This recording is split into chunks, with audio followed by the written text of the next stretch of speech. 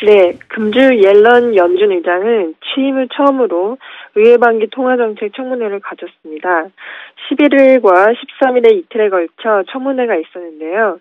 11일에는 버냉키 전 의장의 양적 완화 규모 감축 기조를 신중하게 나갈 것이라며 주목할 만한 경기 전망 변화가 있을 때에만 양적 완화 조치 규모 감축 속도를 늦출 것이라고 말했습니다. 연준의 자산 매입 속도는 미리 정해진 경로가 아니라 경제 지표에 의할 것이라면서 신중한 모습을 보였는데요. 또한 현재 미국 고용시장에 대해서는 6개월 이상 장기 실업자 및 파트타임 노동자 비중이 너무 커 회복은 아직 완전하지 않다는 입장을 보였습니다. 한편 13일로 예정되어 있던 옐런 연준 의장의 의회 청문회는 날씨 관계로 연기되었으며 날짜는 현재 미정입니다.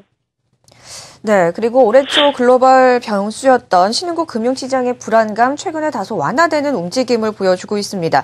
자, 하지만 전반적인 경기 둔화 우려에 대해서는 계속해서 좀 남아있는 상황인데요. 자, 신흥국 경기 흐름에 대한 판단 우리가 좀 어떻게 해보면 좋을까요?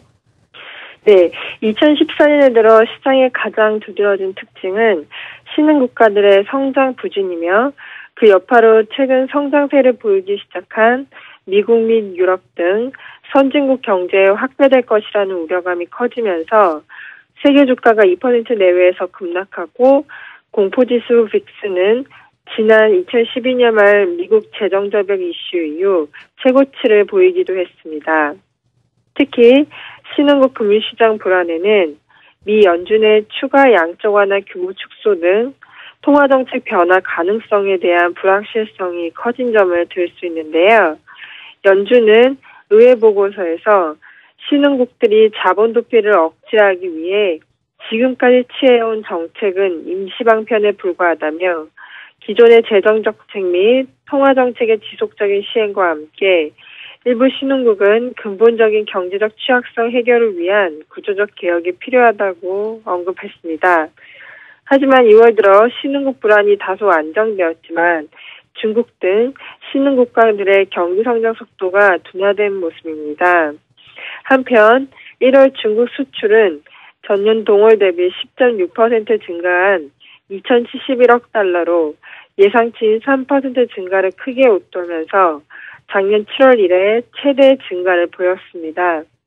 이는 철광석, 원유, 구리 수입 증가 등에 기인한 것으로 무역 흑자는 전월 256억 달러 대비 확대된 319억 달러로 예상치인 237억 달러를 상회해 2009년 1월 이래 최대치를 기록했습니다.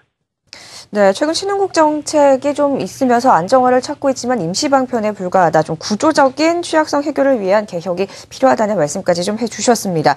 자, 그리고 오늘 유로존의 4분기 경제 성장률 잠정치 발표가 예정이 돼 있습니다. 자, 3분기 부진에서 좀 탈피를 할 수 있을지도 궁금한데요. 어떻게 예상하고 계십니까? 네, 금일은 유로존 2013년 4분기 경제 성장률 잠정치 발표가 예정되어 있습니다.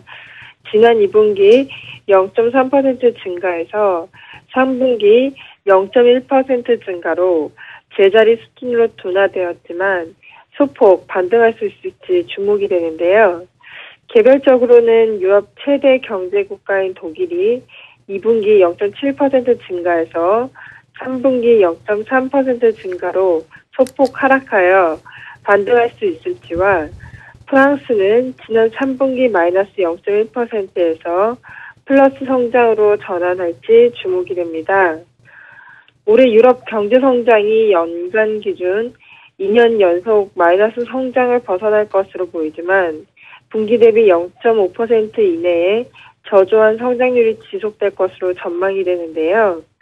전반적 기업 대출 증가율 저주 추세와 민간의 부채 부담 등 GDP 대비 투자 축소 기조가 지속될 것으로 예상이 됩니다. 네.